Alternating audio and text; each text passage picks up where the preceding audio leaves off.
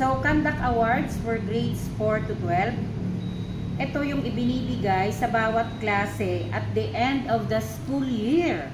This will be based on the evaluation of the advisor and subject teachers using the guidelines stipulated in Section 6 of DepEd Order No. 8 Series of 2015. Awardees must have consistently and dutifully carried out the core values of the department as indicated in the report card. They must have obtained a rating of at least 75%.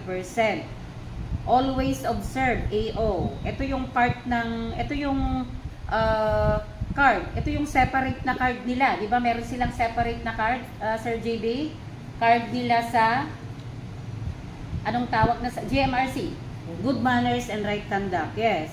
At the end of the school year, with at least 21 out of 28 always observe rating in the report card, mabibigyan sila ng another conduct award.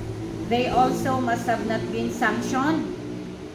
Dapat wala silang mga offenses based from the school handbook, and wala silang mga punishment, mga suspension, or higher sanctions na nakuha. Kasi kung meron man, ay automatic na sila na mawawala doon sa listahan ng pwedeng bigyan ng parangal.